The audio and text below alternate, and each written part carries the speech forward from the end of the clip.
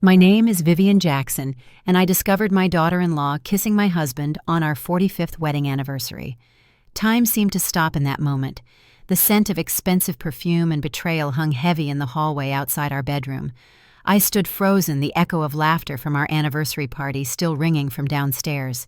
45 years of marriage, and this is what it had come to. I watched as Vanessa pressed her lips against Harold's, slow and deliberate. Her eyes flicked toward the doorway, catching mine. She wanted me to see this. She pulled back, dabbing her crimson lipstick from the corner of his mouth with a napkin. My napkin. The one with my initials that I had hand-embroidered 20 years ago.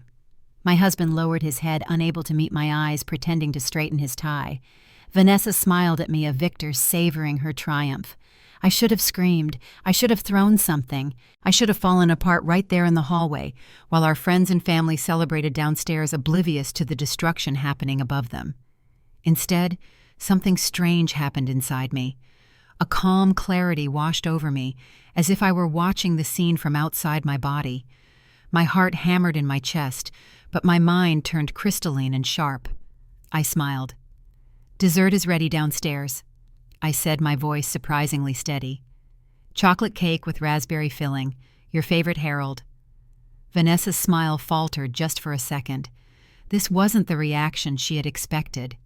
Harold mumbled something about being down in a minute, still unable to look at me.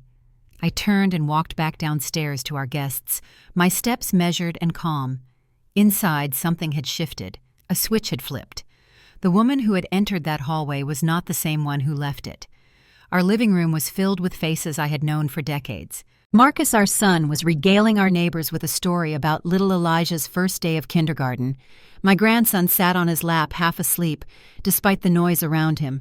Seeing them, I felt a pang so sharp it nearly took my breath away. This wasn't just about me. This betrayal threatened everything I held dear. "There you are, Vivian," called Estelle, my oldest friend. "We're ready for that famous cake of yours." I served cake. I poured coffee. I laughed at jokes and accepted congratulations on 45 years of marriage. All while my husband and his lover eventually returned to the party, standing on opposite sides of the room as if nothing had happened. Hours passed in this strange, suspended reality. I moved through it like an actress who had thoroughly rehearsed her role. When the last guest finally left Marcus carrying a sleeping Elijah to the car, with Vanessa following behind, I began quietly cleaning up. Harold stood awkwardly in the doorway to the kitchen. "I'll help you with the dishes," he offered, his voice rough. "No need," I replied, not looking up from the sink. "You must be tired. Go on up to bed." He hesitated, then nodded, and left. I listened to his footsteps on the stairs, the familiar creak of the third step from the top, the soft closing of our bedroom door. Only then did I allow myself to stop. I dried my hands on a dish towel and walked back into the dining room. There, discarded in a small decorative trash bin, was the napkin Vanessa had used to wipe away her lipstick. The napkin with my initials, VJ, that had been part of a set my mother had given me when Harold and I married. I picked it up carefully, unfolding it to reveal the crimson smear across the delicate fabric. I didn't crumple it or throw it away. Instead, I smoothed it out, folded it neatly, and walked to my small office at the end of the hall. From the desk drawer, I took out a leather journal, the kind with a lock that Marcus had given me for Christmas years ago, but I had never used. I placed the napkin inside, closed the journal, and locked it. "The game has just begun," I whispered to the empty room. Outside, the Atlanta night was warm and heavy with the scent of the roses I had tended for decades. The prize-winning Jackson roses, famous throughout the neighborhood for their deep red blooms and surprising hardiness. As a child, my father had taught me that the most beautiful roses grew among the sharpest thorns, a lesson I was about to relearn. I slept in the guest room that night, telling Harold I didn't want to wake him when I came to bed. The truth was, I couldn't bear to lie beside him to smell Vanessa's perfume that surely lingered on his skin. I stared at the ceiling until dawn broke, not crying, not raging, but thinking, planning, remembering. The next morning, I rose early and made coffee as I had done every day for 45 years. Harold came down in his bathrobe, hesitant and wary. "Vivian, about last night." "Cream, no sugar," I said, sliding his coffee across the counter just the way he liked it. "There are blueberry muffins in the oven." He stared at me, confusion clouding his eyes. I had given him no opening, no chance to offer excuses or apologies. Perhaps he had prepared a speech overnight. Perhaps he had convinced himself it was a momentary weakness, a mistake never to be repeated. Or perhaps he had planned to tell me it was over, that he and Vanessa had fallen in love. Whatever his plan, my calm demeanor had derailed it. Harold Sullivan had spent 45 years knowing exactly how I would react in any situation. Predictable, steady Vivian. The woman who had given up her career as an educator to raise their son, who had stood by him as he built his real estate business, who had never caused a scene or made demands. This new Vivian, this woman who smiled and served coffee as if nothing had happened, was a stranger to him. "I have a meeting with the garden club this morning," I said, checking my watch. "The summer showcase is next week." Harold nodded slowly, taking his coffee with a murmured thanks. As I gathered my purse and keys, the phone rang. I answered it, expecting Estelle with last-minute garden club details. "Mrs. Jackson, this is Jasmine Lewis, Vanessa's younger sister. We'd never been close. She'd attended family gatherings but always seemed uncomfortable, like she didn't quite fit in Vanessa's carefully curated world." "Jasmine, good morning," I said, turning away from Harold's curious gaze. "Is everything all right?" There was a long pause. Then Jasmine's voice came again, lower this time. "I can't take it anymore, Mrs. Jackson. I have to tell you the truth." My hand tightened on the receiver, but I kept my voice even. "Take a breath, Jasmine. What's going on?" The words tumbled out in a rush. "They've been seeing each other for months. Harold and Vanessa. I saw them together at the Riverside Hotel last week." Her voice cracked. "They were holding hands in the restaurant, and then they went upstairs together. To a room. I'm so sorry, Mrs. Jackson. I know I should have told you sooner, but Vanessa's my sister, and I don't know what I thought." The world seemed to freeze again just for a moment. Despite what I had seen with my own eyes the night before, hearing confirmation that this wasn't a one-time indiscretion, but a lengthy affair cut deep. "Are you certain, Jasmine? Could you be mistaken?" "I wish I was," she replied miserably. "But there's more. Vanessa's been talking about your house, about how perfect it would be once you were gone. She told me Harold promised they could live there together, that they'd redecorate everything." I closed my eyes, absorbing this new blow. Our home. The Jackson family home, built on land my grandfather had purchased in the 1920s, when few black families could buy property in this part of Atlanta. The home where I had raised my son, tended my garden, built a life. "Thank you for telling me, Jasmine," I said finally. "I appreciate your honesty." When I hung up, Harold was watching me, eyes narrowed. "Who was that, just garden club business?" I replied, picking up my purse. "I'll be back this afternoon." I didn't go to the garden club meeting. Instead, I drove to a small coffee shop across town, one Harold and I never frequented. I ordered a cup of tea and sat in a corner booth, opening a fresh notebook I'd purchased at the drugstore on my way. At the top of the first page, I wrote the date and Jasmine Lewis's call, followed by every detail she'd shared, times, dates, descriptions of what she'd seen. Then I began making a list of all the small things I'd noticed over the past months but had chosen to ignore. Harold working late more often, strange charges on credit card statements for restaurants we never visited, Vanessa dropping by unannounced when Harold was home, the amber perfume I'd detected on his collar twice in the past month, his sudden interest in changing our will and life insurance policies. As I wrote, a terrible clarity began to emerge. This wasn't just an affair. This was a calculated plan. When had it started? When Vanessa married Marcus 5 years ago, or had it begun later, evolving from some imagined slight or growing resentment? Marcus, my son, did he suspect anything? Was he another victim in their scheme, or somehow complicit? No. I refused to believe that. Marcus adored his son Elijah, and despite occasional tensions in their marriage, he seemed devoted to Vanessa.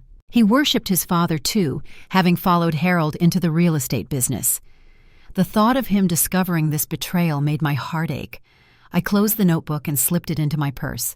This wasn't just about a faithless husband and a scheming daughter-in-law. This was about protecting what was mine, what rightfully belonged to the Jackson family. If Harold and Vanessa thought they could simply push me aside and take everything I'd spent a lifetime building, they were sorely mistaken. That afternoon, I visited the safe deposit box I maintained at a bank downtown, one Harold knew nothing about. Inside was my birth certificate, my parents' marriage license, and the original copy of my father's will, including the trust documents for the Jackson family property. My father, ever cautious after a lifetime of seeing black families lose their land and homes through legal maneuvering, had created an ironclad trust. The property would remain in the Jackson family bloodline only. No spouse could claim it in a divorce. No creditor could seize it for debts. "Land is the only thing they can't make more of, Vivian," he'd told me when I was young. "Hold on to it. It's your legacy, your security, your children's future." I made copies of the trust documents and returned the originals to the safe deposit box. On my way home, I called an old friend from my teaching days, Angela Davis, who had gone on to become a family court judge. "Angela, I need the name of the best divorce attorney in Atlanta, someone who specializes in cases involving older women." There was a pause. "Vivian Jackson, are you and Harold having problems?" "You could say that," I replied, keeping my voice neutral. "I just need someone to help me understand my options." "Call Amara Johnson," Angela said immediately. "She's built her practice around protecting older women from financial exploitation. I've seen her take down some very powerful men." I thanked her and made a note of the name. Back at home, Harold was nowhere to be found. A note on the kitchen counter said he had a late meeting with clients. I checked his calendar on the family computer, finding no such appointment listed. Another lie. I added it to my notebook. That night, I began a careful inventory of our finances. Harold had always handled the money, a traditional arrangement I'd never questioned. I had my own checking account for household expenses, but our investments, retirement accounts, and property deeds were all in Harold's office files. While he was out with his clients with Vanessa, I now presumed I went to his home office and began a systematic search. Most files were locked away, but I found the spare key in the ceramic dish on his bookshelf where it had always been kept. What I discovered made my blood run cold. Our joint accounts had been systematically drained over the past 3 months, with large transfers to accounts I didn't recognize. The deed to our vacation cabin in the mountains had been transferred solely to Harold's name. A provisional will dated just 2 weeks earlier left everything to Harold with a small stipend for me, with Vanessa named as the executor should Harold die first. I photographed every document with my phone, careful to return everything exactly as I found it. Then I sat in his leather desk chair, looking around at the office that had been his domain for decades. On the wall hung a photo of us on our wedding day, young and beaming with hope. Beside it, a more recent photo of Harold with Marcus and Elijah at last year's fishing trip. The life we had built was a fraud. The man I had loved for nearly half a century was a stranger. Yet somehow I felt no tears. The pain was there, a constant ache beneath my ribs, but overshadowing it was a cold, crystalline anger. The same clarity I had felt when I caught them kissing had returned sharper now and focused to a fine point. I would not be discarded. I would not be erased from my own life story. And I would certainly not allow the Jackson family home to fall into the hands of the woman who had betrayed both me and my son. The next morning, I called Amara Johnson's office and scheduled an appointment for that afternoon. Harold left early, another fabricated meeting his excuse. I dressed carefully in a navy blue suit I'd worn when I was still a school principal, applied light makeup, and drove downtown to the offices of Johnson & Associates. Amara Johnson was younger than I expected, perhaps 35, with close-cropped natural hair and keen, intelligent eyes. Her office was functional, rather than flashy, with certificates and awards covering one wall. "Mrs. Jackson," she said, rising to shake my hand, "please have a seat and tell me what brings you here today." I placed my leather journal on her desk, along with the folder containing my photographs of Harold's documents. "My husband of 45 years is having an affair with our daughter-in-law, and they appear to be systematically stripping me of my assets in preparation for divorcing me." Amara's expression didn't change, but she leaned forward slightly. "I see. And you have evidence of this?" Over the next hour, I laid out everything I had discovered, from the witnessed kiss to Jasmine's confirmation of the ongoing affair to the financial documents and property transfers. Amara took detailed notes, occasionally asking for clarification. When I showed her the trust documents for the Jackson family property, her eyes lit up. "This is excellent, Mrs. Jackson. This trust is exceptionally well drafted. According to these terms, if your marriage is dissolved due to infidelity, not only does the property remain entirely yours, but all assets derived from the property, including your husband's business, which I note was initially funded by a mortgage on the property, revert to you as well." She leaned back, a small, satisfied smile playing at her lips. "In other words, Mrs. Jackson, your father built you a safety net that your husband and daughter-in-law cannot dismantle, no matter how hard they try." For the first time in days, I felt something like hope. "What do I do now?" I asked. "First, we continue gathering evidence. The eyewitness account from Ms. Lewis is good, but we'll need more. Financial records showing unusual patterns, any communication between your husband and daughter-in-law that suggests impropriety." Amara tapped her pen against her notepad. "Second, and this is important, you maintain the status quo at home. Do not confront your husband yet. Do not let on that you know anything." "I've been doing that since I caught them kissing," I said. Amara nodded approvingly. "Good. That gives us time to move smaller investments into your sole name to prevent further draining of assets. I'll also file papers to freeze the trust assets, temporarily, citing concerns of fraud." She studied me for a moment. "Mrs. Jackson, this won't be easy. There will be moments when you want to confront them to demand answers. But the element of surprise is our greatest weapon right now. Can you continue to play the role of the unsuspecting wife a little longer?" I thought of the cold clarity that had settled over me, the focused anger that had replaced my initial shock. "I've been an educator for 30 years, Ms. Johnson. I know how to maintain discipline in difficult situations." She smiled fully this time. "Then I believe we're going to work very well together, Mrs. Jackson." Over the next 2 weeks, I lived a double life. By day, I was Vivian Jackson, devoted wife and mother, tending my garden and preparing for the summer showcase. By night, I documented every suspicious movement, every unexplained absence, every hushed phone call Harold made from his office. I also began subtly securing my position. I updated my own will with a new attorney Amara recommended. I transferred my personal jewelry and family heirlooms to a new safe deposit box. I made copies of family photographs and important documents, storing them with my friend Estelle for the Historical Society project I claimed to be working on. Through it all, I maintained my composure.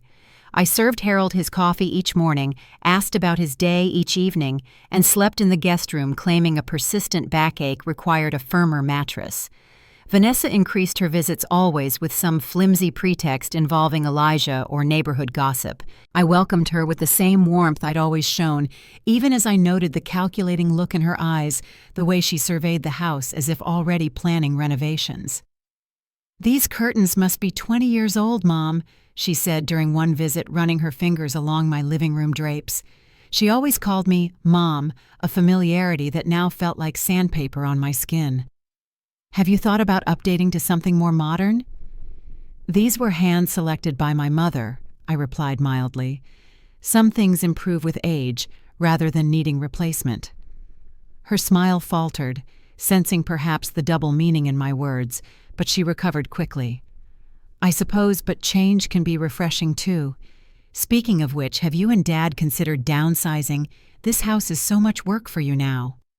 "The Jackson family has lived in this house for 3 generations," I said, pouring her more tea. "I expect we'll be here for many more." 2 could play at this game of hidden meanings. One morning, Vanessa texted me an unusual occurrence, as she typically called or simply dropped by. "Mom, I'd love to take you to lunch today. Just us girls. I'll bring a nice bottle of wine." I stared at the message, immediately suspicious. Vanessa had never suggested lunch before, and certainly had never offered to bring wine. What was she planning? I replied with enthusiasm I didn't feel. "That sounds lovely, dear. Noon at my house, I'll make a salad to go with our wine." As I prepared for this unexpected lunch date, I recalled Amara's advice from our most recent meeting. "They're getting impatient," she had said. The financial moves we've made to protect your assets haven't gone unnoticed. They'll make a more direct move soon. What kind of move? Based on the patterns I've seen in similar cases, they'll try to establish a narrative that you're becoming forgetful or emotionally unstable, that you need help managing your affairs. I thought of the trust documents, the protection my father had built in. They can't touch the property. Not directly, but if they can convince a court you're no longer competent to manage your own affairs, Harold could be appointed your guardian, and then he would control everything, at least temporarily. The implications had chilled me. How do I prevent that? Documentation. Record conversations if Georgia law permits, which it does with one-party consent. Keep a detailed journal. And most importantly, maintain connections with friends and community members who can testify to your competence. Now preparing for lunch with Vanessa. I retrieved a small digital recorder from the desk in my office, the kind I'd once used for recording teacher evaluations. I tested it, then slipped it into the pocket of my cardigan. Vanessa arrived precisely at noon, immaculately dressed, in a designer outfit that probably cost more than most teachers made in a month. She carried a bottle of expensive Bordeaux, Harold's favorite. "Mom, you look wonderful," she gushed, air-kissing my cheek. "I thought this wine would be perfect for our girls' lunch." "How thoughtful," I replied, taking the bottle. "Harold always enjoys a good Bordeaux." A flash of something crossed her face at the mention of Harold's name, but she recovered quickly. "I know Dad has excellent taste." I led her to the dining room, where I'd set the table with my everyday china, rather than the good set. A simple salad, fresh bread, and sliced fruit awaited us. Vanessa poured the wine while chattering about Elijah's preschool and the neighborhood association's latest drama. I let her talk, responding at appropriate intervals, while the recorder in my pocket captured every word. "Mom," she said finally after her second glass of wine, "I've been wanting to talk to you about something important." "Here it comes," I thought, taking a small sip of my own wine, which I'd barely touched. "I'm worried about you," she continued, her voice dropping to a concerned murmur. "Marcus and I both are, and Dad too, of course." "Oh, why is that, dear?" "Well, you seem so tired lately, and this big house is so much work. And then there was that incident at the grocery store last month." I kept my face neutral, though inside I was seething. There had been no incident at any grocery store. This was a complete fabrication. "I'm not sure what incident you're referring to," I said mildly. Vanessa waved her hand dismissively. "The cashier said you got confused about which card to use, and then you couldn't remember your PIN. It happens to everyone sometimes, but Dad said it's not the first time." Another lie. Harold and I rarely shopped together, and I knew my PIN by heart, the same one I'd used for 15 years. "How strange," I murmured. "My memory must be playing tricks on me." Vanessa nodded eagerly. "Exactly. That's what we're concerned about. Marcus and I were talking, and we think it might be time to consider some changes." "What kind of changes?" She leaned forward, her voice honey-sweet. "There's a lovely retirement community, Magnolia Gardens, just 20 minutes from our house. Beautiful apartments, excellent care, and you'd be so close to Elijah. He'd love having his grandmother nearby." I took another small sip of wine, letting the silence stretch uncomfortably before responding. "And what would happen to this house?" "Dad says it's becoming too much to maintain," she replied smoothly. "The market is excellent right now. You could sell used some for Magnolia Gardens and have plenty left for enjoying your retirement." The pieces clicked into place. This wasn't just about Harold and Vanessa's affair. This was about my home, the valuable Jackson property that had appreciated enormously as Atlanta had grown around it. Property that, according to my father's trust, Harold couldn't touch without my consent, unless I was declared incompetent. "I appreciate your concern, Vanessa," I said, keeping my voice warm. "It's something to consider, certainly." Relief washed over her face. She thought I was acquiescing, or at least not fighting back. "I'm so glad you're open to it, Mom. Dad will be relieved, too. He worries about you so much." I smiled and raised my glass. "To those who think they've already won." Confusion flickered in her eyes. "I don't understand." "Just a little toast my father used to make," I said lightly. "He always said overconfidence was the first step toward defeat." Vanessa's smile faltered, then returned brittle now. Well, this isn't about winning or losing. It's about what's best for the family. Indeed it is, I agreed. Family is everything. When Vanessa left an hour later, I waited until her car disappeared down the driveway before retrieving the recorder from my pocket. I played back the conversation, satisfaction flowing through me as I heard her fabricated concerns, her pushing for the retirement home, her casual mention of selling my house. I emailed the recording to Amara with a brief message. Lunch with Vanessa today. Listen to what she's suggesting. Amara's reply came within the hour. Excellent work, Mrs. Jackson. This recording is gold. We now have evidence they're attempting to establish a false narrative about your competence. Keep gathering evidence like this, and they'll have no case whatsoever. That night, I added another entry to my journal, detailed and precise. I was no longer just documenting betrayal. I was building a case piece by careful piece. The following week, Amara called with news. We have a court date, Mrs. Jackson. The Sullivan divorce proceedings are set to begin next month. My heart stuttered. Divorce proceedings? I haven't filed for divorce. No, Amara said, her voice grim. Harold has. On grounds of irreconcilable differences.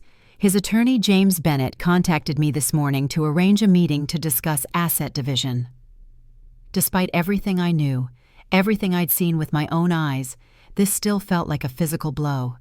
After 45 years, Harold was officially discarding me. I see, I managed. What happens now?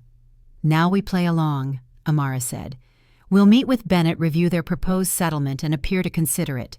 Meanwhile, our counterfiling with evidence of adultery and financial exploitation is ready to go. We'll file it the minute they think they've won. Will I have to see Harold and Vanessa at this meeting? Harold will be there with Bennett. Vanessa has no legal standing to attend, though I wouldn't put it past them to try to bring her. Amara paused. Are you ready for this, Mrs. Jackson? It's going to get ugly. I thought of my father's words about roses and thorns, about how the most beautiful blooms often came from plants with the sharpest defenses. I've been ready since the moment I saw them together, Ms. Johnson. Let's proceed. The meeting was scheduled for the following Tuesday at Bennett's downtown office. Harold moved into the guest room without explanation, and we barely spoke in the intervening days. I continued my routines, tending my garden, preparing for the showcase, keeping my detailed journal of every suspicious action. The morning of the meeting, I dressed with careful consideration, a modest but elegant navy blue dress, pearl earrings that had been my mother's low-heeled pumps. Professional, dignified, but not flashy or attention-seeking. The image of a respectable school principal, not a scorned, emotional wife. Amara met me in the lobby of Bennett's building, her briefcase in hand. Remember, no matter what they say or how provocative it might be, maintain your composure. They want you to appear emotional and unstable. I understand, I said, smoothing my skirt. I've faced down angry parents and rebellious teenagers for 3 decades. James Bennett doesn't frighten me. Bennett's office occupied half of the 32nd floor, all glass and chrome, with stunning views of the Atlanta skyline.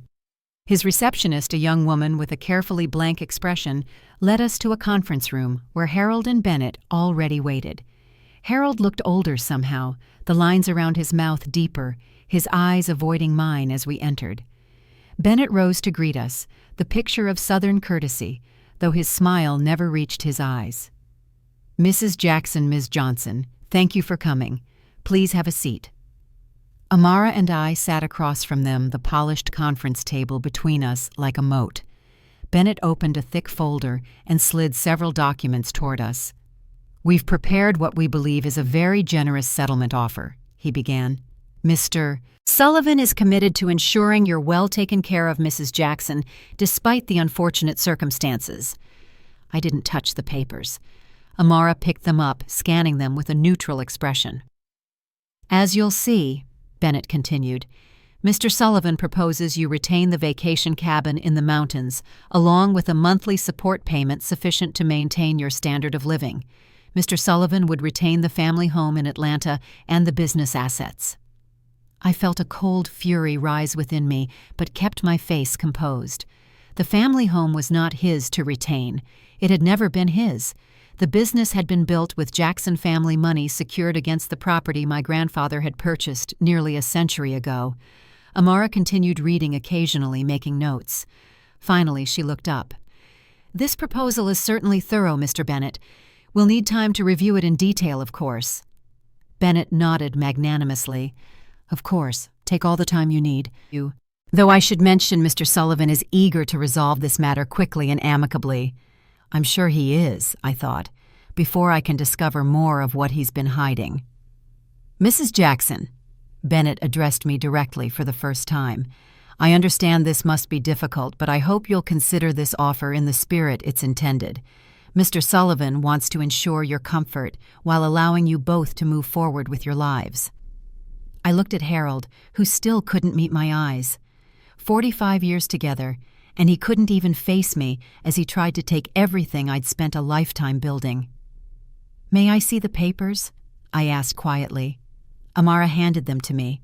I read through slowly, careful to show no reaction as I took in the breathtaking audacity of what Harold and Bennett proposed. According to this settlement, I would receive the mountain cabin, the smallest of our properties, a monthly stipend barely sufficient to maintain it, and a small percentage of Harold's retirement accounts. Everything else would remain with him. There was even a clause requiring me to vacate the Atlanta home within 30 days of signing. I set the papers down and looked directly at Harold, who finally raised his eyes to meet mine. 45 years, I said softly. 45 years, and this is what it comes to. Harold had the grace to look ashamed, though he said nothing.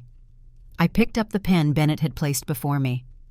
"Mrs. Jackson," Amara said warningly, "we haven't had time to fully review this offer." "It's all right, Ms. Johnson," I replied. "I understand exactly what's being offered."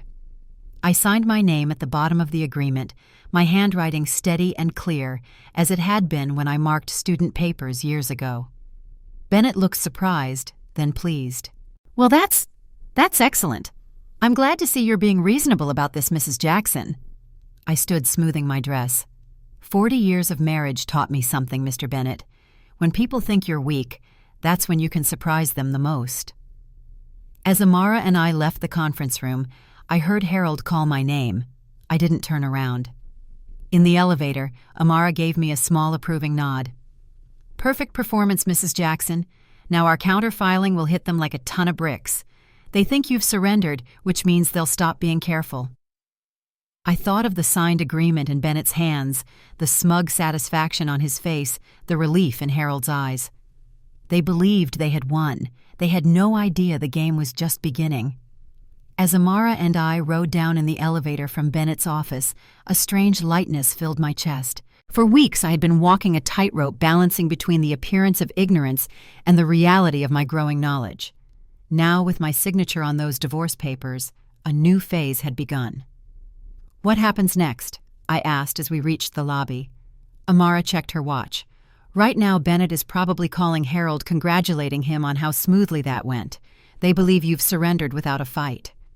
Her lips curved into a small, satisfied smile. "Meanwhile, my associate is filing our counterpetition with evidence of adultery, financial exploitation, and attempted fraud as we speak. How long before they know? They'll be served within 48 hours. Until then, Mrs. Jackson, maintain the performance. Go home, act disappointed but resigned. Let Harold believe his plan is working." I nodded, straightening my shoulders. "I can do that." The drive home was surreal Atlanta traffic flowing around me as I contemplated the end of nearly half a century of marriage. Despite everything I now knew, despite the cold determination that had taken root inside me, grief occasionally pierced through my armor. Not for the man Harold had become, but for the man I thought I had married, for the life I had believed we shared. When I arrived home, Harold's car was already in the driveway. I hadn't expected him to beat me back. Taking a deep breath, I composed my features into a mask of dignified resignation and entered through the front door. Harold sat in the living room, a glass of bourbon in his hand, though it was barely past noon. He looked up as I entered, his expression unreadable. "Vivian." "Harold." An awkward silence stretched between us. 45 years of shared history suddenly inadequate for conversation. "Bennett says the cabin will be ready for you whenever you want to move in," he finally said. "The caretaker has been keeping it maintained." So eager to be rid of me. I wondered if Vanessa was waiting somewhere ready to move in the moment I cleared out my belongings. The thought should have hurt, but instead it fed the cold fire of my resolve. "That's very considerate," I replied, setting my purse down and moving toward the kitchen. "I'll need some time to sort through my things." Harold nodded, looking relieved that I wasn't making a scene. "Take whatever you need from the house. Furniture, dishes, whatever makes you comfortable." How generous, offering me pieces of my own home. I thought of the Jackson family china passed down through generations, the antique furniture my grandmother had salvaged during the Depression. All of it mine by right, and heritage now being offered as conciliation prizes.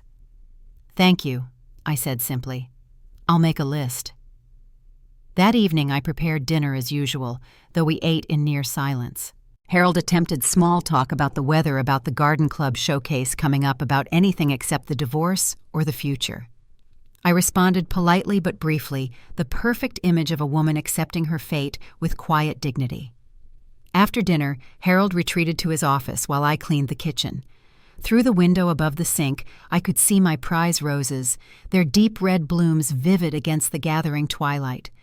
3 generations of Jackson women had tended those bushes. My grandmother had planted the first ones, my mother had expanded the garden, and I had nurtured it into an award-winning display.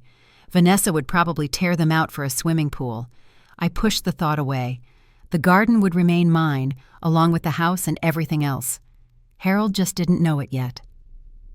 My phone buzzed with a text from Amara. "Everything filed. Maintain status quo until service of papers." And I deleted the message and continued washing dishes, my movements automatic while my mind raced ahead. Soon, very soon, the tables would turn. I just needed to hold steady for a little longer. The next morning I woke early and began making coffee, the routine so ingrained after decades that my hands moved without conscious direction. Harold appeared in the doorway, already dressed for work, watching me with an expression I couldn't quite read. "You don't have to keep making my coffee, Vivian," he said quietly. I poured the dark liquid into his favorite mug, adding cream the way he liked it. Force of habit, I suppose. He took the mug, our fingers brushing briefly. "Vivian, I want you to know this isn't how I wanted things to end." A surge of anger rose so quickly it nearly choked me. How dare he stand in my kitchen drinking coffee I had made, pretending some regret about our marriage ending when he had been systematically betraying me with our son's wife. But I swallowed the fury, kept my face composed. "How did you want it to end, Harold?" He looked away, unable to meet my eyes. "I don't know. Not like this." "Not with me discovering the truth, you mean?" His head snapped up, eyes widening slightly, before he controlled his expression. "The truth? What are you talking about?" I almost laughed at his poor attempt at innocence. Instead, I simply shook my head. "It doesn't matter now, does it? The papers are signed. You got what you wanted." He opened his mouth as if to argue, then closed it again, taking his coffee and retreating from the kitchen. An hour later, as I was sorting through old photo albums in the living room, deciding which memories I wanted to preserve, the doorbell rang. Harold had left for work, so I answered it myself. A young man in a courier's uniform stood on the porch, an envelope in his hand. "Mrs. Vivian Sullivan." "Yes, that's me," though soon I would reclaim Jackson as my surname, erasing the last trace of Harold from my identity. "Please sign here. You've been served." My heart skipped. This was too soon. Amara had said 48 hours, but it had barely been 24 since our meeting with Bennett. With slightly trembling hands, I signed the courier's electronic pad and took the envelope. As soon as he left, I tore it open, my eyes scanning the legal documents inside. It wasn't our counter-petition. It was something else entirely. A petition for guardianship filed by Harold Sullivan, claiming I was suffering from deteriorating mental capacity and inability to manage personal affairs, and requesting the court appoint him as my legal guardian. The room seemed to tilt around me. I sat down heavily on the nearest chair, reading through the document again more slowly. According to this petition, I had been exhibiting signs of cognitive decline for months, forgetting appointments, getting confused about financial matters, having mood swings, all lies, of course, but crafted to sound plausible for a woman my age. And there were affidavits attached, one from Harold, one from our family doctor, who I had seen exactly once in the past year, for a routine physical, and most devastating of all, one from Vanessa. My daughter-in-law's statement described in sympathetic, concerned detail how she had observed my confusion and disorientation during our recent lunch, how I had forgotten previous conversations about moving to Magnolia Gardens, how I seemed unable to follow complex discussions. I felt sick. This had been their plan all along, not just divorce, but a complete erasure of my autonomy. If Harold became my guardian, he would control everything: my money, my property, my very freedom. The divorce settlement I'd signed would be meaningless, as I would be legally incompetent to have signed it. With shaking fingers, I called Amara. "Mrs. Jackson, is everything all right?" "They've served me papers," I said, my voice sounding strange to my own ears. "Not our counterpetition. Harold is filing for guardianship. He's claiming I'm mentally incompetent." There was a sharp intake of breath, then Amara's voice tight with controlled anger. "I was afraid they might try something like this. The timing makes sense now. They rushed to get you to sign that settlement, then immediately filed for guardianship to invalidate your signature. What do we do? First, stay calm. This changes our strategy, but not our advantage. Is Harold at home right now?" "No, he left for work about an hour ago." "Good. I need you to leave the house immediately. Pack an overnight bag and go somewhere Harold wouldn't think to look for you. A friend's house, a hotel, anywhere safe." Alarm coursed through me. "Leave my home. Why?" "Because the next step in their playbook will be to have you evaluated by their chosen doctor. Once the guardianship petition is filed, they can request an emergency evaluation. If Harold brings a doctor to your house claiming concern for your well-being, it could be very difficult for you to refuse." I thought of the carefully constructed narrative they had created: the confused, forgetful wife, the concerned husband, the supportive daughter-in-law. If I resisted a doctor's evaluation, it would only reinforce their story.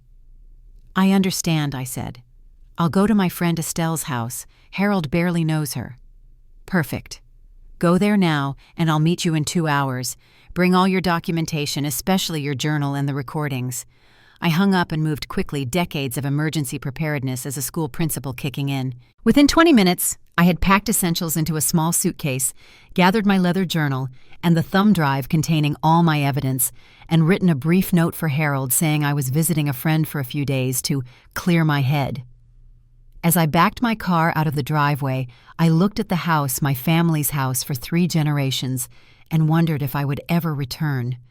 The thought sent a chill through me, but I pushed it aside. This wasn't the end. This was just another move in the game Harold and Vanessa had started. Estelle Wilson lived in a small bungalow across town, in a neighborhood Harold would never visit. We'd taught together for 20 years, before both retiring, and she was one of the few people I trusted completely. When I arrived unannounced on her doorstep, suitcase in hand, she took one look at my face and pulled me inside. "Vivian Jackson, what in heaven's name is going on?"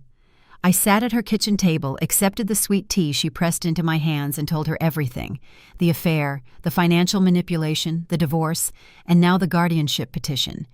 Estelle listened without interrupting, her expression shifting from shock to outrage to grim determination. "That low-down, dirty snake," she said when I finished. "And that girl, I never did trust her with those designer clothes and that fake smile." She reached across the table and squeezed my hand. "You stay right here as long as you need. That sorry excuse for a husband won't find you in my house."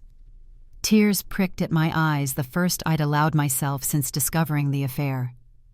"Thank you, Estelle." "Don't you thank me. We teachers stick together."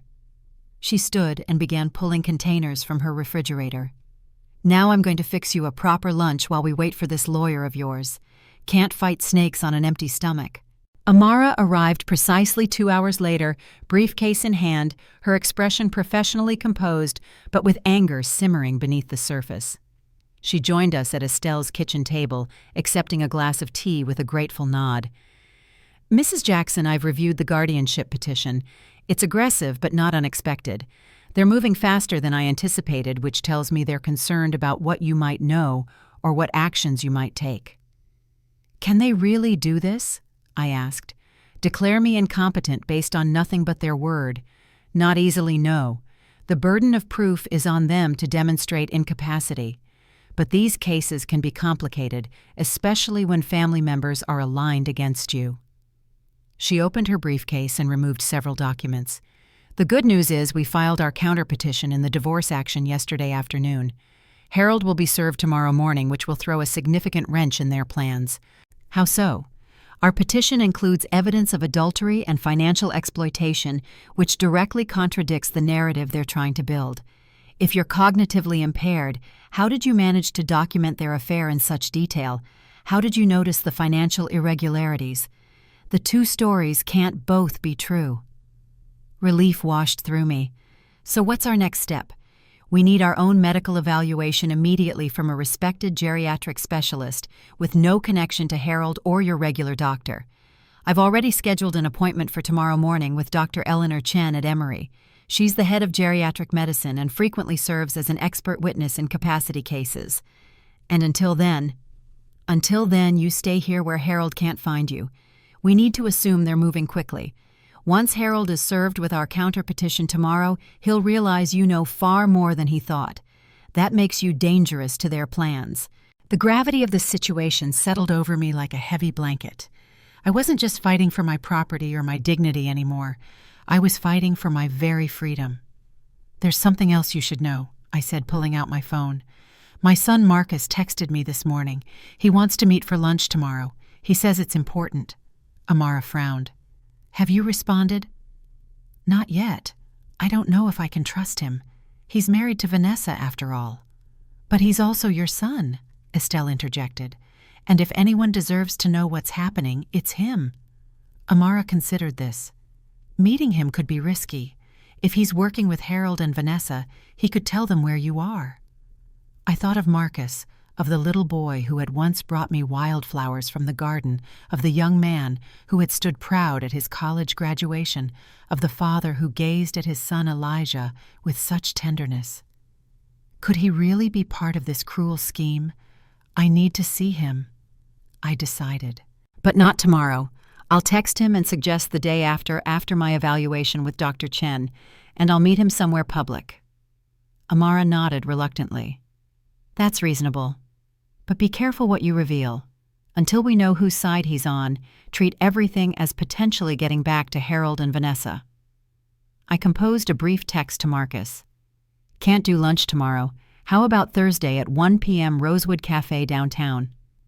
His reply came almost immediately. Thursday works. Everything okay, Mom?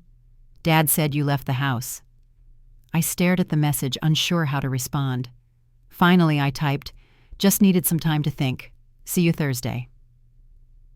That night, I slept fitfully in Estelle's guest room, dreams filled with faceless doctors declaring me incompetent with Harold and Vanessa moving into my home while I watched helplessly from outside, with my roses withering and dying under Vanessa's neglect.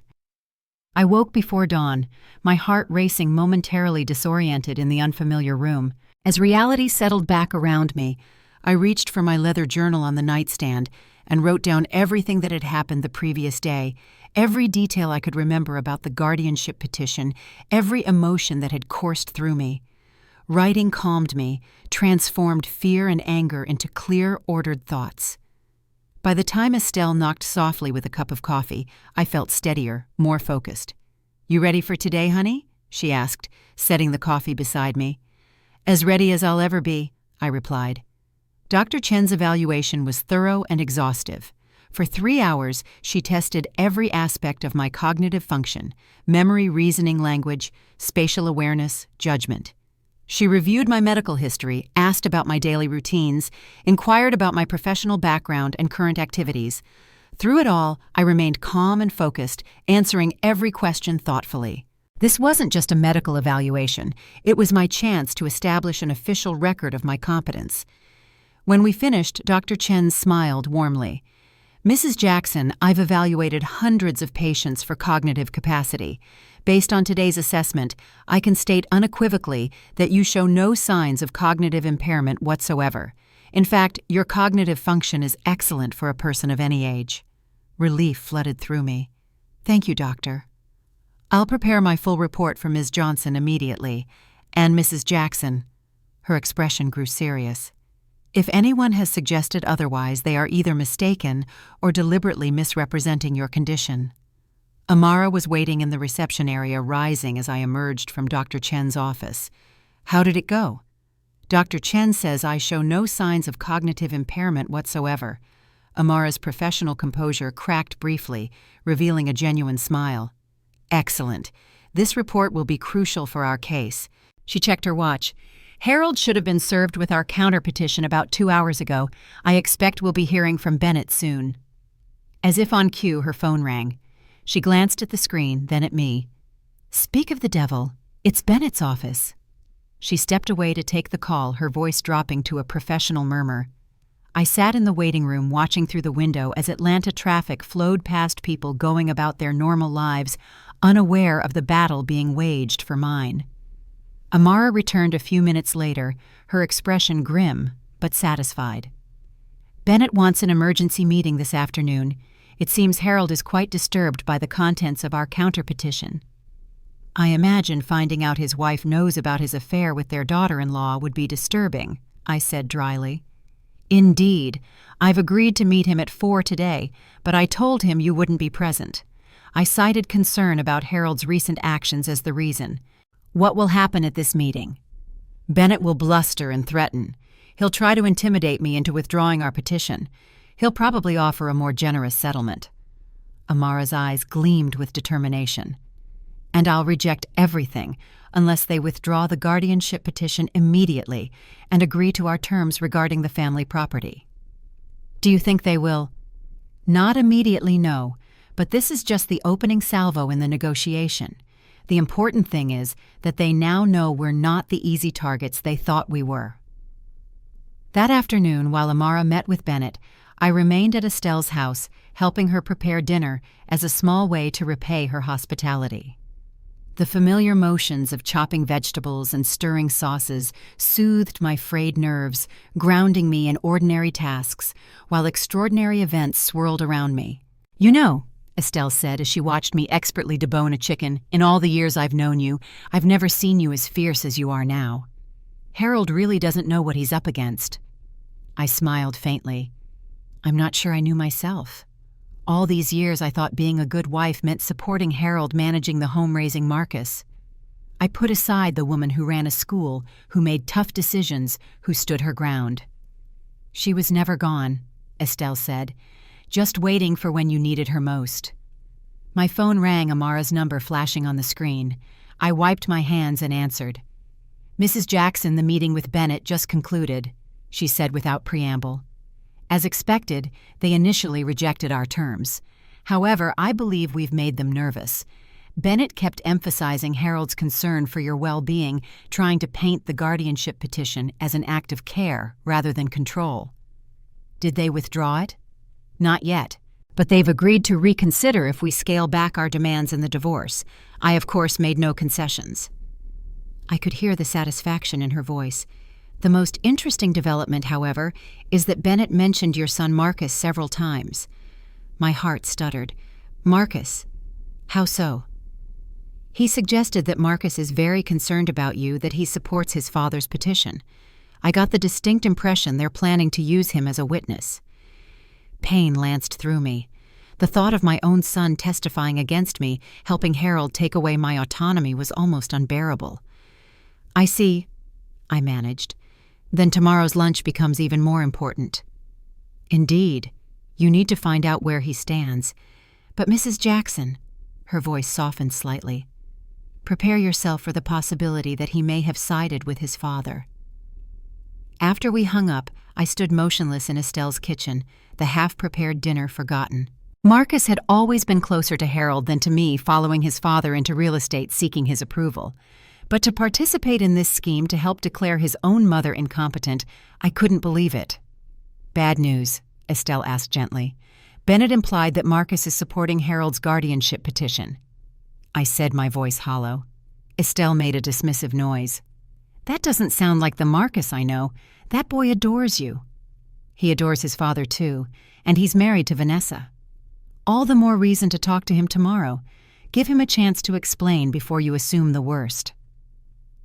That night, sleep eluded me entirely. I lay awake in Estelle's guest room, staring at the ceiling, replaying every interaction with Marcus over the past months, searching for signs I might have missed. Had he seemed more distant? Had there been strange comments, odd behaviors?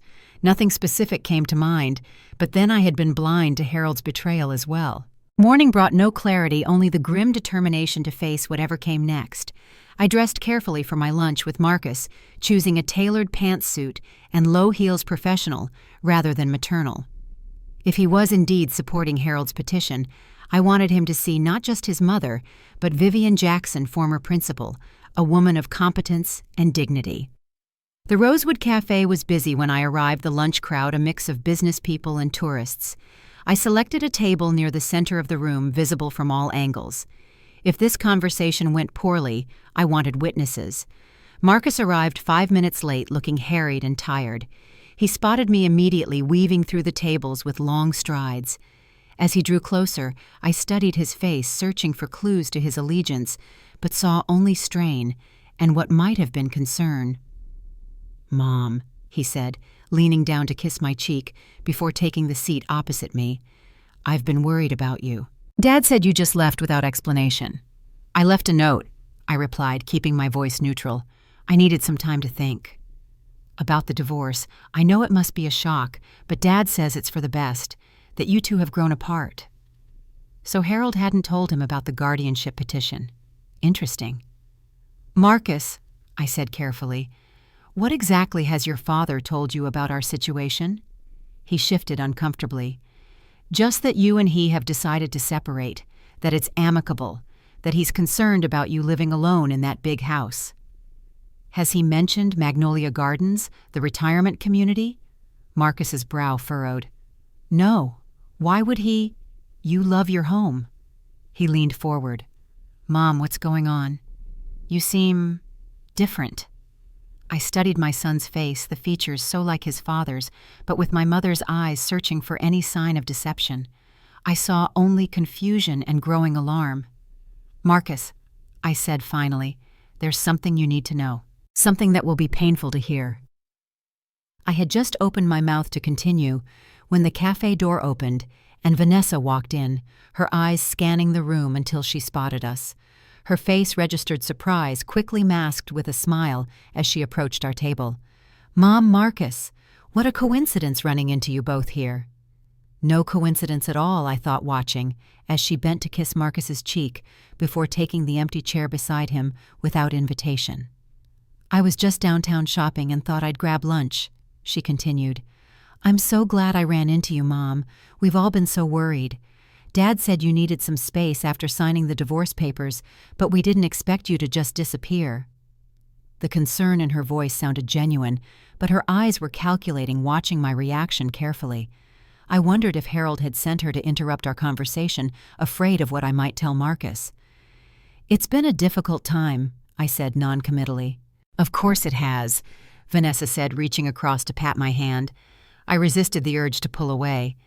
"That's why we're all so concerned. These big life changes can be overwhelming, especially at—" She paused delicately. "At my age," I finished for her. "Well, yes. Dad mentioned you've been a little confused lately. Forgetful. It happens to everyone, of course, but with the divorce and everything." Marcus was looking between us, his frown deepening. "What are you talking about, Vanessa? Mom isn't confused." A flicker of annoyance crossed Vanessa's face. "Marcus, honey, you haven't been around your parents as much as I have lately. I've noticed little things. Haven't you? Mom?" The trap was laid so carefully. If I denied her insinuations too vehemently, I would appear defensive, possibly irrational. If I acknowledged any normal lapses of memory, it would support their narrative. I chose a different path entirely. "Vanessa," I said calmly, "did Harold tell you he's filed a petition to become my legal guardian, claiming I'm mentally incompetent?" Marcus's head snapped toward me, shock written across his features. What? It's true. I was served with the papers 2 days ago. Your father is trying to have me declared incompetent so he can control all my assets and decisions. That's ridiculous, Marcus stammered, turning to Vanessa. Tell her that's ridiculous, Van. But Vanessa's expression had hardened, the mask of concern slipping. It's not ridiculous, Marcus. It's for her own protection. Your father is worried about her making poor financial decisions during this difficult time. Poor financial decisions like discovering he's been draining our joint accounts, I asked mildly, or like objecting to him transferring property out of my name. Marcus looked stunned. Dad's been doing what? Oh, Marcus, I said softly. There's so much you don't know. Vanessa stood abruptly. This isn't the place for this discussion. We should talk privately as a family. I agree, I said. In fact, I think it's time for complete honesty between all of us. I turned to my son. Marcus, there's something you need to know about your father and Vanessa. Vanessa's face drained of color. Mrs. Jackson, you're clearly upset and confused. Marcus, we should get your mother home where she can rest. But Marcus was staring at me, something dawning in his eyes. Mom, what about Dad and Vanessa? I held my son's gaze steadily. They've been having an affair, Marcus, for months, possibly longer. The words fell into silence. Around us, the cafe continued its normal lunch service, unaware of the earthquake rupturing our family at table 12. Marcus turned to Vanessa, his face ashen. Tell me that's not true. Her expression shifted rapidly, shock calculation, then a practiced look of concern. Marcus, honey, your mother is confused. This is exactly what we've been worried about. These delusions. I have proof, I interrupted quietly. Witnesses, recordings. Your own sister Jasmine saw them together at the Riverside Hotel. At the mention of Jasmine, something broke in Vanessa's composure. Jasmine needs to mind her own business, she snapped, then immediately tried to recover. I mean, whatever Jasmine thinks she saw, she's mistaken.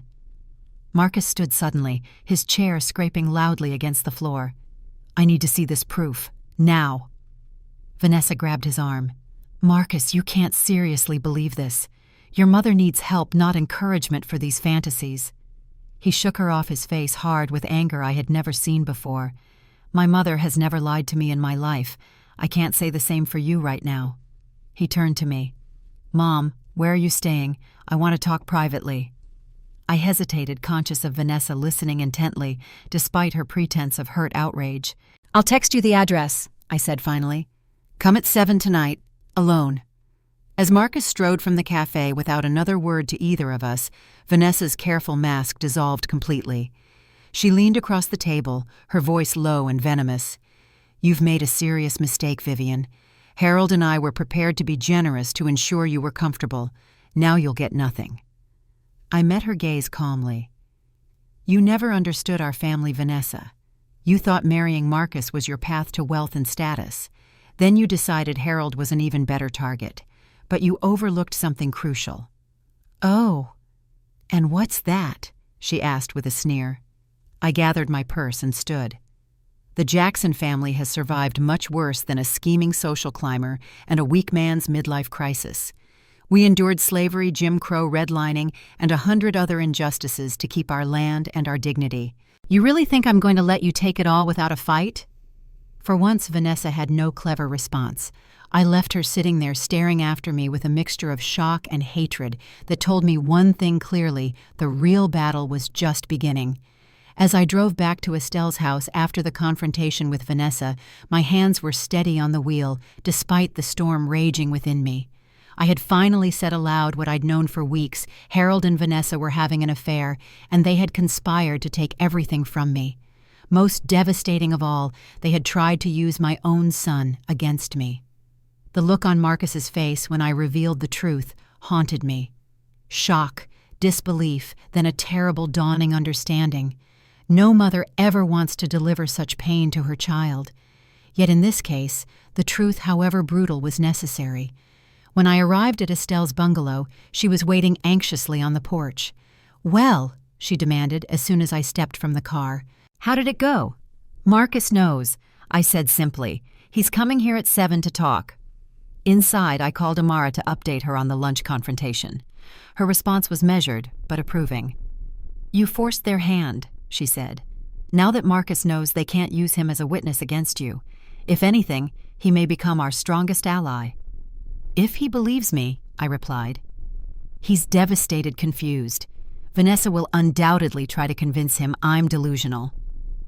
"Then be ready to show him your evidence tonight," Amara advised. "The recordings, the financial documents, everything. Don't hold back."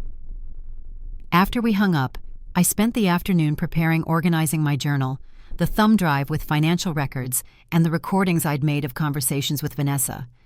This would be the most important presentation of my life, not to a school board or parent committee, but to my only son. At precisely 7, there was a knock at Estelle's door. I smoothed my dress, took a deep breath, and nodded to Estelle, who went to answer it. Marcus stood on the porch, his tall frame silhouetted against the evening sky. He looked exhausted. His normally immaculate appearance rumpled his eyes red-rimmed. When he saw me, he seemed to hesitate, as if suddenly unsure of himself. "Come in, Marcus," I said gently. Estelle tactfully excused herself to a neighbor's house, giving us privacy. Marcus entered slowly, looking around the modest living room before settling awkwardly on the edge of the sofa. "I've been trying to reach Dad all afternoon," he said without preamble. "He's not answering his calls. And Vanessa—" His voice caught. "Vanessa came home, packed a bag, and left. Said she needed space to think. When I asked her directly if what you said was true, she just started crying and said you were trying to destroy our family." My heart ached for him. "I'm so sorry, Marcus." "Is it true?" he asked, his voice barely above a whisper. "Are they really?" "Yes," I said simply. "I have proof. Would you like to see it?" He nodded, his jaw tight. For the next hour, I laid out the evidence piece by piece. The recorded lunch conversation with Vanessa, where she pushed for me to enter Magnolia Gardens. The financial documents showing Harold's systematic draining of our accounts. The guardianship petition declaring me mentally incompetent. And finally, Jasmine's sworn statement describing multiple encounters between Harold and Vanessa at the Riverside Hotel. Marcus listened in silence, his expression growing harder with each new revelation. When I played the recording of Vanessa suggesting I was becoming forgetful and confused, he buried his face in his hands. "How long?" he asked finally. "I don't know for certain. I first saw them together the night of our anniversary party about a month ago, but according to Jasmine, it's been going on for at least 6 months." Marcus looked up sharply. "The anniversary party. What happened?" I hesitated, reluctant to deliver another painful blow, but he deserved the whole truth. "I found them kissing in our bedroom. Vanessa saw me watching. She knew exactly what she was doing." Marcus surged to his feet, pacing the small room like a caged animal. All this time I've been working alongside Dad, bringing Vanessa to family dinners, letting Elijah spend weekends with his grandparents." He stopped suddenly. "Elijah. Oh God, Mom, what am I going to tell Elijah?" "Nothing yet," I said firmly. "He's 5 years old. He doesn't need to know any of this adult business. What he needs is stability and love, which you will continue to provide." "How?" Marcus demanded. "How do I provide stability when my marriage is a sham and my father is—" He couldn't finish the sentence. "One day at a time," I said. "That's how I've been managing since I found out. One decision, one action, one breath at a time." Marcus sank back onto the sofa, suddenly looking very young and lost. "I don't know what to do, Mom." I moved to sit beside him, taking his hand in mine. "You don't have to decide everything tonight, but there are some things I need to know. Did you have any idea about the guardianship petition? Were you planning to testify that I was incompetent?" Horror crossed his face. "What? No, Dad never mentioned anything about guardianship. He told me the divorce was amicable, that you were both ready to move on. He said he was concerned about you living alone, but that was all." He gripped my hand tightly. "Mom, I would never ever say you were incompetent. You're the most capable person I know." Relief washed through me. Whatever else had happened, I hadn't lost my son. "Thank you for believing me," I said softly. "I should have seen it," he muttered. "The signs were all there. Vanessa volunteering to drop by and check on you. Dad's sudden interest in your health. The whispered phone calls, the unexplained absences. He looked up, his eyes tortured. I'm so sorry, Mom. I should have protected you. This isn't your fault, Marcus. They deceived all of us. We talked late into the night, filling in the gaps in each other's knowledge. Marcus revealed that Harold had been making odd decisions at the real estate company, selling properties below market value to quick buyers taking on unusual debt. Now those actions made sense. Harold had been liquidating assets, preparing for his new life with Vanessa. What happens now? Marcus asked as midnight approached. Tomorrow morning, Amara will file our response to the guardianship petition, including Dr. Chen's evaluation, proving I'm fully competent. We'll also request an emergency hearing about the financial exploitation. I want to testify, Marcus said firmly, as a witness for you. I studied my son's face, seeing in it the determination that had always reminded me of my father. Are you sure it would mean publicly standing against your father? He stopped being my father the moment he betrayed you and tried to steal your home. Marcus said, his voice hard. The Jackson property belongs to you. It's our family legacy. I felt a surge of pride so strong it nearly overwhelmed me. Despite everything, I had raised a son who understood what truly mattered, not money or status, but family honor and truth. When Marcus left shortly after midnight, we embraced tightly. I'll come by tomorrow afternoon, he promised. And Mom, I'm moving out of the house. I can't stay there knowing what they've done. Where will you go? What about Elijah? We'll stay with my friend David temporarily. I've already arranged for Elijah to visit his other grandmother tomorrow so I can pack our things. I watched him drive away, this grown man who had once been my baby, now facing the collapse of his marriage and his relationship with his father. Yet even in crisis, he was thinking clearly, planning carefully. He was, I realized with a mixture of sadness and pride, very much my son. The next morning brought a flurry of activity. Amara called early with news. We've filed our response to the guardianship petition with Dr. Chen's evaluation attached. We've also requested an emergency hearing regarding the financial exploitation and fraudulent document concerns. How soon will the hearing be? That's the good news. Judge Watkins has agreed to see us this afternoon at 2. She's familiar with elder exploitation cases and takes them very seriously. My pulse quickened. That's remarkably fast. It is. I think our evidence is compelling enough that the court wants to address it immediately. And Mrs. Jackson, your son called my office this morning. He's provided a sworn statement about his father's financial activities at the company and confirmed he had no knowledge of the guardianship petition.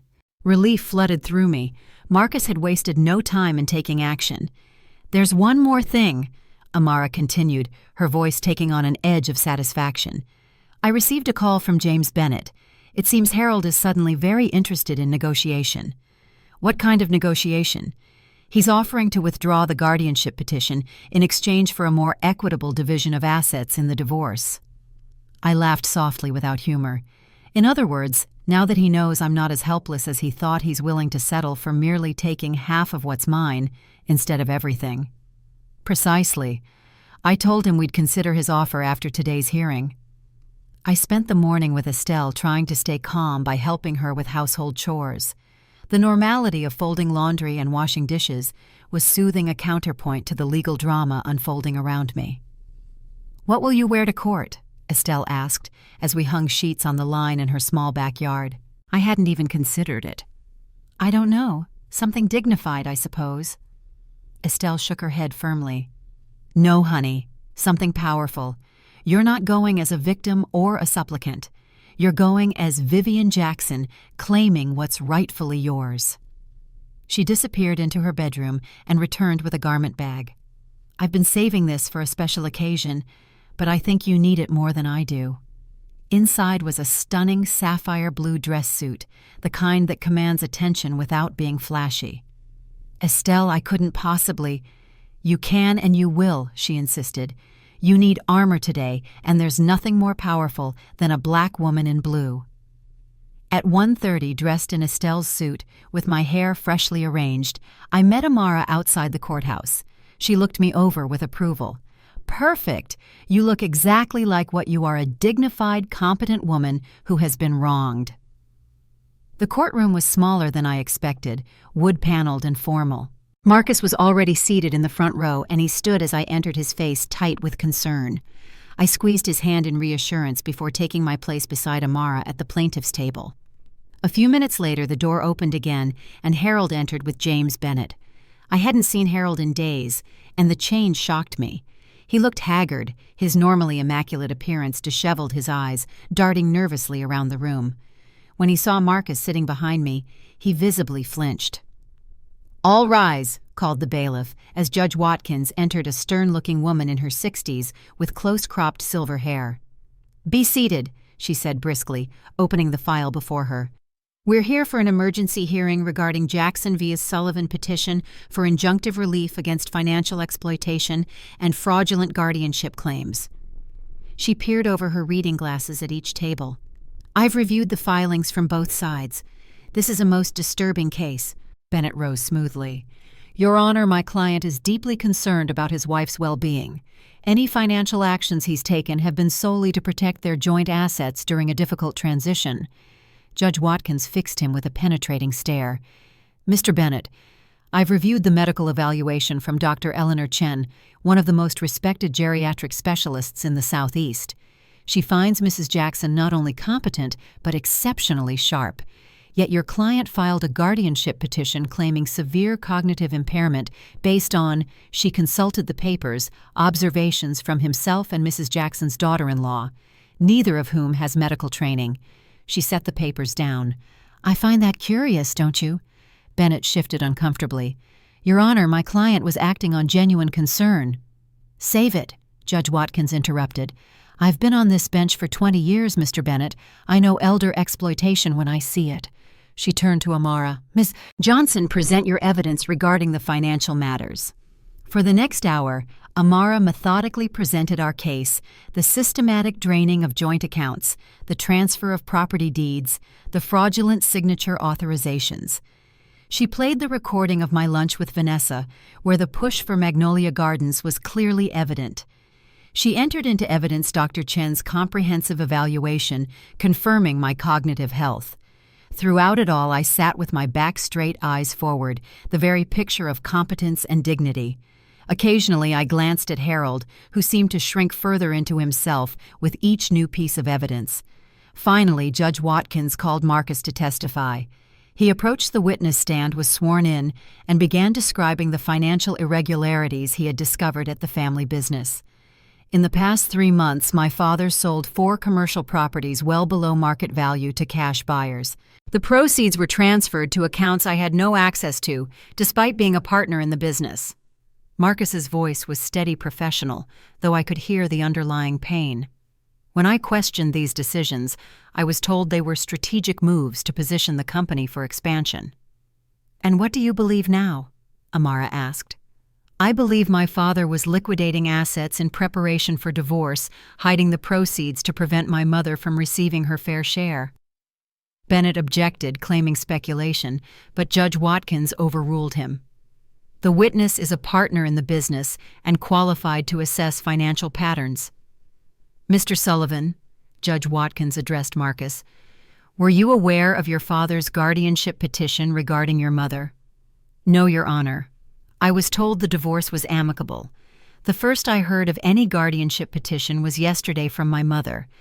And having spent time with your mother recently, what is your assessment of her cognitive function?"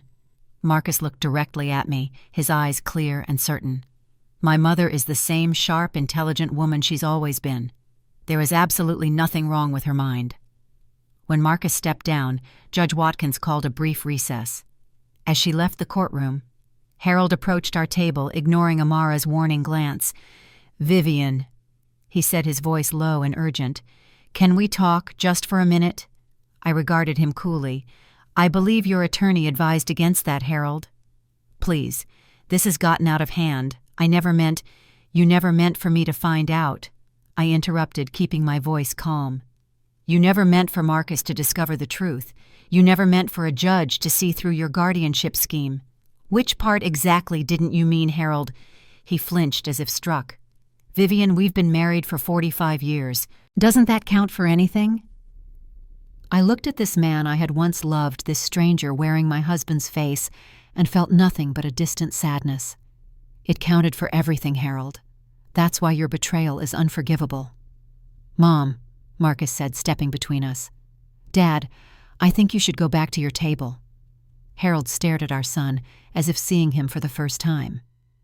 Marcus, you don't understand. I understand perfectly. Marcus cut him off. I've seen the evidence. I know what you and Vanessa did. His voice broke slightly on her name. What I don't understand is how you could do this to Mom, to our family. Harold seemed to deflate all pretense of dignity, abandoned. It wasn't supposed to happen this way. He muttered more to himself than to us. Return to your seat, Mr. Sullivan, Amara said firmly. The judge is returning. When Judge Watkins resumed the bench, her expression was grave. Having reviewed the evidence presented today, I find clear and compelling reason to believe that financial exploitation has occurred. I am therefore granting the requested injunction, freezing all assets held jointly by Vivian and Harold Sullivan or transferred from joint ownership within the past 6 months. She turned her stern gaze to Harold. Furthermore, I am dismissing the guardianship petition as without merit and potentially filed in bad faith. Mr. Sullivan, I strongly suggest you instruct your attorney to negotiate a fair settlement in the divorce proceedings, or you may find yourself facing criminal charges for financial exploitation of an elder. Bennett immediately stood. Your Honor, we are prepared to withdraw the guardianship petition immediately and enter good faith negotiations regarding the divorce settlement. I should hope so, Judge Watkins replied dryly. Ms. Johnson, your client's petition for injunctive relief is granted. The court will appoint a forensic accountant to trace all funds removed from joint accounts. Mr. Sullivan will bear the cost of this investigation. She struck her gavel once. Court is adjourned. The rush of emotions I felt was overwhelming relief, vindication, but also a profound sadness for what had been lost. My marriage was truly over-destroyed, not by drifting apart or mutual unhappiness, but by calculated betrayal. Outside the courtroom, Marcus put his arm around my shoulders. You did it, Mom. We did it, I corrected him. I couldn't have faced this without you. Amara joined us, satisfaction evident in her usually composed features. This is just the beginning, Mrs. Jackson. The forensic accounting will likely uncover more evidence of financial misconduct, and with the guardianship petition dismissed, we're in an excellent position to reclaim everything that's rightfully yours. What about my father's business? Marcus asked. I'm still a partner. Given the evidence of mismanagement and potential fraud, you have grounds to request a receivership, Amara explained. That would protect the business assets while the legal issues are resolved. Marcus nodded thoughtfully. I need to do that immediately, for Elijah's sake, if nothing else. As we walked toward the parking lot, my phone rang. The screen showed a name I hadn't expected, Jasmine Lewis. Hello, Jasmine. Mrs. Jackson. Her voice was hesitant. I heard about the court hearing today. Is it true the judge dismissed the guardianship petition? Yes, it's true. How did you hear about it so quickly? Vanessa called me. There was a pause. She's staying at my apartment. She showed up last night crying, saying you were trying to destroy her marriage with lies. I sighed. Jasmine, you know that's not true. You saw them together yourself. I know. Her voice strengthened. That's why I'm calling. Vanessa doesn't know I testified for you, and I think she's planning something. Alarm prickled along my spine. What do you mean? She's been making calls all morning talking about securing what's rightfully hers before you can steal everything. I heard her tell someone she was going to the house to get some things while everyone was at court. The Jackson house. My house. Yes, she has keys. Marcus gave them to her years ago. I thanked Jasmine and quickly relayed the information to Amara and Marcus. We need to go there now, Marcus said urgently. The family heirlooms, the deed's grandmother's jewelry, it's all in the house. Amara nodded. I'll call the police and meet you there. With the court order in hand, we have legal grounds to prevent any removal of property. The drive to my home, the Jackson family home, was tense. Marcus insisted on driving me in his car, his knuckles white on the steering wheel. "I can't believe she would steal from you," he kept saying. "How could I have been so blind?" "Love makes us blind," I said gently. "You wanted to believe in her goodness." As we turned onto our street, we saw Vanessa's red sports car in the driveway. Behind it was a small moving van, its rear doors open. "They're actually looting the house," Marcus whispered, horror in his voice. We pulled up just as two men emerged from the front door carrying my grandmother's antique writing desk, the one that had survived the Tulsa massacre, passed down through generations of Jackson women. "Stop right there," Marcus shouted, leaping from the car. The men hesitated, looking to Vanessa, who appeared in the doorway, her arms filled with what looked like photo albums. She froze when she saw us. "Marcus, what are you doing here?" "I could ask you the same thing," he replied coldly. "This is my mother's home. You have no right to remove anything." Vanessa's expression hardened. "This is Harold's house, too. He asked me to collect some personal items while he deals with the legal nonsense." I stepped forward, my voice steady. "That's not true, Vanessa. This house belongs to the Jackson Family Trust. It was never Harold's to give or take." "You're confused again, Mom," Vanessa said, her voice dripping with false concern. "This property is part of the marital assets. Harold's lawyer confirmed it." "No, it is not," said Amara, walking up the driveway, a police officer beside her. "As Mrs. Jackson's attorney, I can confirm that this property belongs solely to the Jackson Family Trust, which specifically excludes spouses. Furthermore, I have a court order preventing removal of any property pending the financial investigation." The officer stepped forward. "Ma'am, I'll need to see some identification, and I'll need those men to return that furniture to the house immediately." Vanessa's face contorted with rage. "This is ridiculous. You can't just change the rules because you don't like the outcome, Vivian." "I'm not changing anything," I replied calmly. "The trust was established by my father 50 years ago. Its terms have always been clear." As the movers reluctantly carried my grandmother's desk back inside, Vanessa turned to Marcus, her voice suddenly plaintive. "Marcus, honey, you can't let them do this. Think about Elijah. Think about our future." Marcus stared at her, as if seeing a stranger. "Our future? You've been sleeping with my father, Vanessa. You plotted to have my mother declared incompetent. What kind of future did you imagine we would have after that?" "It wasn't like that," she protested. "Harold pursued me. He was lonely. He said you and Vivian never appreciated either of us. We found comfort in each other." I watched my son's face, seeing the last vestiges of love for this woman drain away, replaced by cold clarity. "I want you out of my house by tomorrow," he said quietly. "Leave your keys. Anything you need for Elijah, coordinate through my lawyer." "You can't take my son from me," Vanessa hissed. "I would never keep Elijah from his mother." Marcus replied, his voice steady. "But I will protect him from your lies and manipulation. We'll arrange proper custody through the courts." While this confrontation unfolded, I walked past them into my home. Inside, evidence of Vanessa's hasty pillaging was everywhere, drawers left open, cabinets emptied, picture frames removed from walls. I moved through the rooms, cataloging what appeared to be missing feeling, violated yet strangely detached. In my bedroom, the antique jewelry box that had belonged to my mother stood open and empty. The pearls she had worn on her wedding day, the garnet brooch from my grandmother, the simple gold locket with pictures of my parents all gone.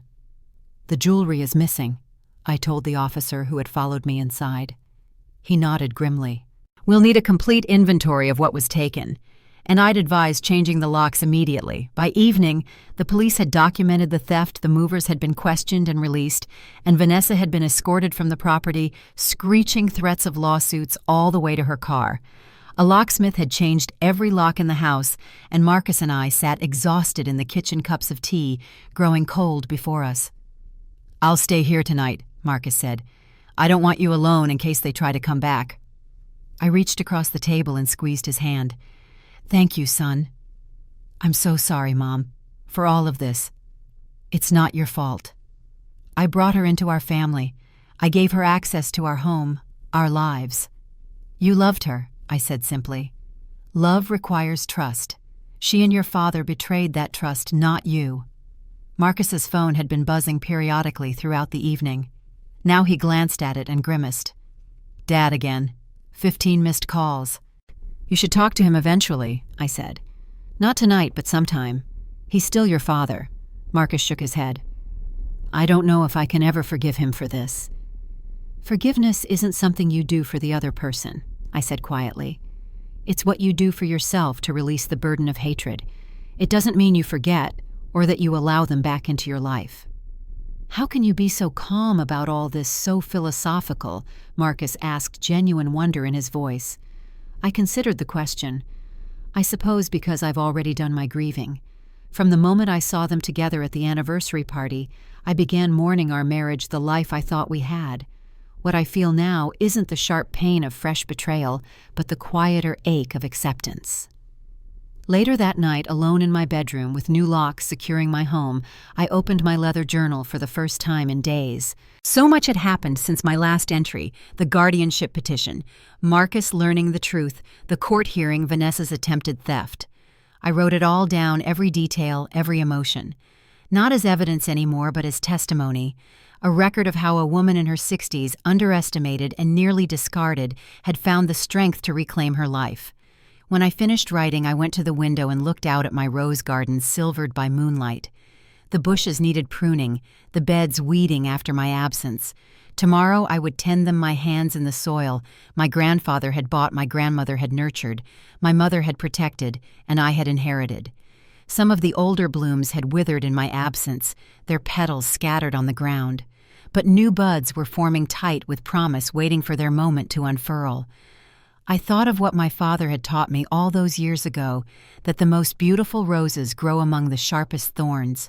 6 months later, on a warm spring afternoon, I stood in that same garden watching as guests mingled on the lawn, glasses of lemonade in hand. The Jackson family home was hosting its first garden showcase since the divorce, and every rosebush was in glorious bloom. The legal battles had been largely resolved. Harold had finally agreed to a settlement that acknowledged the Jackson family trust's ownership of the property and returned all misappropriated funds. The forensic accountant had traced most of the missing money, though some had been spent on Vanessa's extravagant lifestyle and could not be recovered. Harold had left Atlanta, moving to Florida, where rumor had it he had taken a position with a small real estate firm. Vanessa had fought for full custody of Elijah, but settled for generous visitation rights when her affair with Harold became part of the public record. She, too, had left town, returning to her hometown in North Carolina. Marcus and Elijah had moved into the carriage house on my property, an arrangement that benefited us all. Elijah had the stability of remaining close to his school and friends. Marcus had time to rebuild his life while restoring the family business, and I had the joy of daily interaction with my son and grandson. As for me, the experience had transformed me in ways I never expected. After the divorce was finalized, I reclaimed my maiden name, becoming Vivian Jackson once again. I joined the board of a local nonprofit focused on preventing elder exploitation, sharing my story to help others recognize the warning signs. Most significantly, I had converted the downtown condo Harold had offered in the original settlement, and which the court had awarded to me instead, into a transitional home for older women recovering from financial exploitation or domestic abuse. We called it the Rose House, and already it had helped 6 women rebuild their lives. "Quite a turnout," said Estelle, joining me by the rose trellis. "Your Jackson crimsons are the talk of the garden club." I smiled, looking at the deep red blooms that had been nurtured by generations of Jackson women. "They're survivors. Even when cut back to the root, they find a way to bloom again." Estelle squeezed my arm affectionately. "Just like their gardener." Across the lawn, I saw Marcus laughing with Jasmine Lewis, who had become a surprising friend to our family after her brave testimony against her own sister. Nearby, Elijah was showing his prized collection of rocks to some indulgent garden club members. Life had taken a path I never could have imagined a year ago. The betrayal had been devastating, the legal battle exhausting. Yet standing in my garden surrounded by friends and family, I felt an unexpected sense of peace. I had lost a husband but found myself. I had been betrayed but discovered new allies. I had been underestimated but proven my strength. At 66, when Harold and Vanessa thought I would quietly fade away, I had instead bloomed anew. Like the roses my family had tended for generations, I had endured the sharp thorns of betrayal and emerged stronger, more vibrant, more authentically myself. This was not the end I had expected for my story. It was, I realized with quiet satisfaction, a far better beginning.